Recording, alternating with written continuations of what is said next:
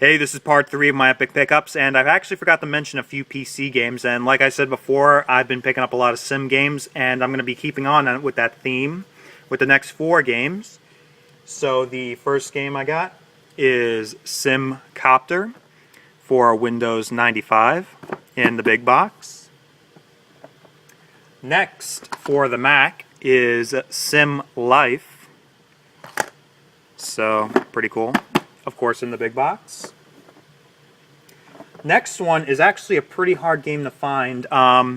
They actually made a series, Maxis made a series of games that were more kid-oriented, that were sim-related. And this one is Sim Park for Windows 95 and Windows 3.1. And you actually made your own park.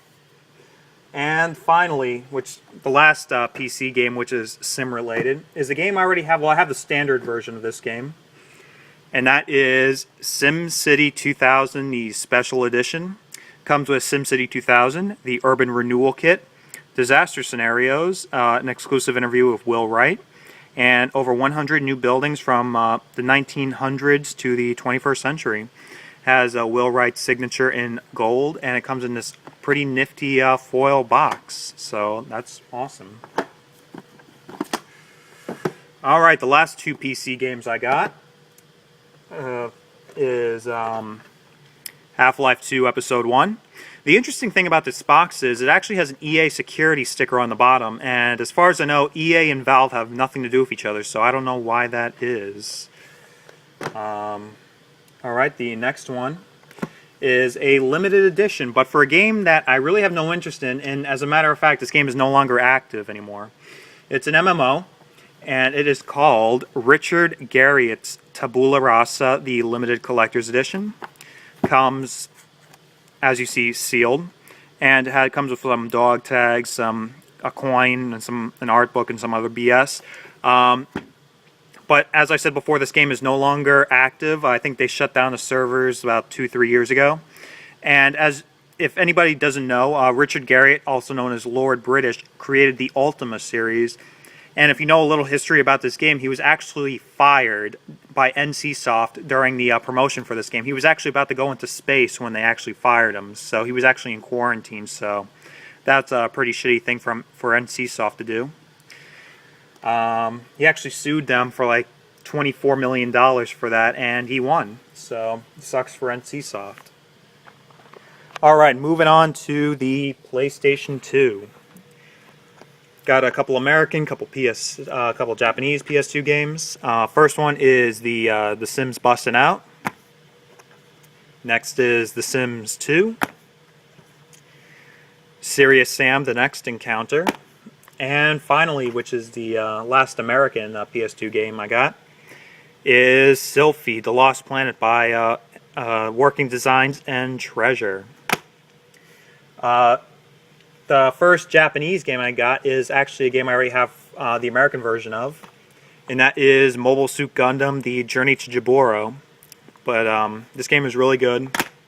Kind of an early PS2 game, so the controls are a little weird. And the final PS2 game I got is going to complete my Seaman collection for the PlayStation 2. And that is Seaman 2. Also known, this particular box pack, well, this bundle pack is known as the Peking Man Rearing Kit. So as you can tell, you actually create your own like caveman type creature instead of a little fish with a head, human head. And it does come with the weird controller from Axie with the microphone built in. And yeah, it's a very strange game.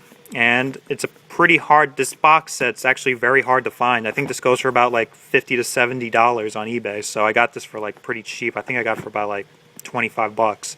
But it's in mint condition. The game is actually sealed. Everything in here is sealed. So yeah, I'm really thrilled about that. Very interesting game. Alright, moving on to the Dreamcast. I got a lot of bizarre stuff for that and some very, very rare stuff for that as well. Got a couple American things, mostly Japanese, a couple European. Alright, so I'll just show you the few American stuff I got. Alright, so first off, got Speed Devils Online Edition. I have the standard version. This is the online version of that. Pretty good game. And I've never played this game before. It's Heavy Metal Geomatrix with a soundtrack by Megadeth, Dust to Dust, and Halford and more. Pretty cool. These next two games are not really games, they're more emulation programs. There was actually a company called Bleem who is actually converting PlayStation 1 games to play on the Dreamcast. They only made about 3 games. Unfortunately, it didn't do that well. I think they got sued, so I guess they dropped it. But you actually did have to have the actual the PlayStation game for it to run on the Dreamcast. And these are sealed and they're in great condition. A real good concept. I really wish it carried on. The first one is Bleemcast for Tekken 3. And Bleemcast for Metal Gear Solid. And as you can tell, it really upscaled the graphics. So as you can see, it's a really crappy PlayStation 1 version. And then the really smoothed out Dreamcast version, which looks pretty good. So I have that. I'm missing one of them, and the other one was for Gran Turismo 2. So I'm going to get that one. So I'm just going to keep those sealed. The last 2 American things that I have for the Dreamcast are accessories.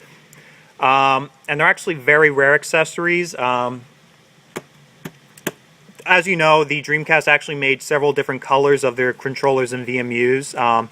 But one color in particular has become extremely rare because it's sold like shit. And that is the color yellow. So I actually bought from a seller. He actually sold both the controller and the VMU. So here it is. This is the clear controller, never been opened, still in its box. As you see, clear yellow. And here is the sealed yellow VMU. The controller on its own probably goes for about 30 to 40 bucks. And that's an open one. The sealed one, I might go up from there, probably around, I don't know, from what I've seen, about $60 to $70. The VMU, on the other hand, and this is for an opened one, if you could ever find it on eBay, because these never make themselves available. An open version of this goes for about $100 to $120. I don't know what a sealed one would go for, but considerably more than that, so I'm really thrilled to have these. These are very rare. Alright, moving on to the PAL stuff. PAL Dreamcast games are very hard to get in the United States for whatever reason. I don't know why. I guess Europeans just don't like to ship over to the States. But for some reason, you can get a lot of stuff from Japan, which is on the other side of the world. I don't know why that is. Anyway, I got 3 games, and of course, they come in very bizarre boxes, which are pretty hard to find in the United States. So, these, of course, are broken, which sucks. So I'm not going to find the replacements for these anytime soon. First one is Choo Choo Rocket. Next is a game that actually had was one of the few games that, besides Seaman, that actually used the microphone. And of course, this one isn't complete, which sucks. And that is Planet Rain. And finally, is a game that actually is kind of a sequel to the first game I got for the Dreamcast, and that's Toy Commander. And that is Toy Racer, which was actually a budget title, only released in Europe. We never got it in the States, which sucks. Alright, and finally moving on to the Japanese Dreamcast stuff. I got some very interesting and rare stuff for the Dreamcast from Japan. Alright, just moving on to the standard releases. The limited edition of D2. And there's actually 3 limited editions of D2. Nothing special about the game, they just come in different covers. This particular one is called Bliss. This one has the silver foil cover. The other 2 have, one of them has a white foil cover and the other one has a black foil cover. I'm drawing a blank what the name of those are called, but this one is called Bliss with the silver cover. So, it's just a standard game, nothing different, it just has a different cover on it. The next one has a hell of a name. I actually have the PS2 version of this game. It was also a game that they made for the arcades. And that is Mobile Suit Gundam Earth Federal Forces vs. Zeon DX. Yeah, that's a hell of a mouthful. This game is actually very good. I haven't played it on the Dreamcast because I don't have a Japanese Dreamcast, but the PS2 version is very good. I like it a lot. Moving on to a very rare game. This one is a Seaman game, and it's called Christmas Seaman, if you can kind of see that. This game was only sold, I think, in 2001 during the holiday season for 10 days, and that is it. 10 days only. So it's very rare. And it's the standard Seaman game, but the only difference is the Seaman have little Santa hats and have little Santa gloves and shoes, and that's pretty much it. So it's a very rare and very bizarre game, so yeah, I'm really thrilled that I got this. And it also gets me one step closer to completing my Seaman collection.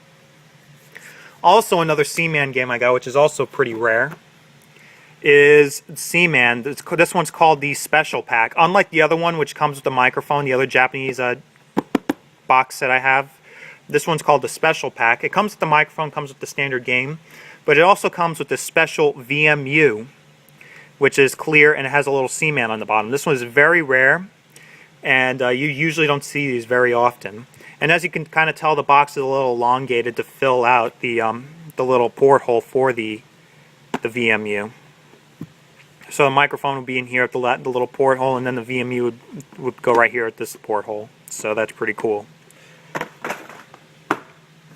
Alright, the other two bundled packs I have is one game I really have no interest in, but it's just pretty interesting. I want to get the box set. And this one's called Heisei Mahjong Show, and as I said before, it is a Mahjong game. Comes with the microphone. Really no interest in that. The next one is also a very interesting and very hard to find bundle. It's called Outtrigger. Came out in the States, but this particular one, which is released in Japan, came with the little Japanese mouse. Yeah, so the game in here is actually sealed, and also comes with a little mouse inside. And as you can tell, this mouse is tiny. It's actually the size of this little picture right here. So as you can tell next to my hand, this mouse is microscopic. So that's a really cool bundle. Pretty hard to find in the States. And the final Dreamcast thing I got is it's a pretty rare VMU. It's a very special green Godzilla Dreamcast VMU. Came in a special bundle. I forget which one it came in, but yeah, it's just a VMU. It just says, it's green, it says Godzilla over here. Pretty cool. Alright, finally is the PlayStation 3. Got quite a few games for that. First is Star Ocean: The Last Hope International. Supposedly this is a pretty hard game to find. I wouldn't know. Fallout New Vegas with the slipcover. Fallout 3 Game of the Year Edition with the slipcover. BioShock 2. Fallout 3. MotorStorm. Little Big Planet. Little Big Planet, the Game of the Year Edition with $30 in bonus DLC. The original BioShock, but this one is missing the slipcover, which is pretty hard to find, and especially in good condition, which sucks. Infamous. I already beat this game. I already have 100%, but I just wanted to rebuy because I sold it. And Bayonetta, which is sealed. I actually got this from Toys R Us for $5, which is pretty interesting because the Xbox version of it was going for the full 20. So I don't know what the deal is with that. And finally, the last PS3 game I got is a big one, and that is the Killzone 3, the Hellgas edition. And this one comes with the Hellgas helmet, which is really nice quality. The 6.5-inch tall action figure from DC of the game, some DLC, the soundtrack, an art book, yada yada yada. Really good, really nice. Definitely pick it up. And I also got this from my friend. This is the countdown clock to Killzone 3, which is actually attached to the kiosks in stores. So it has a little countdown clock to the release of Killzone 3, which is really cool. And that's it. That's it for my epic pickups. Thanks for watching.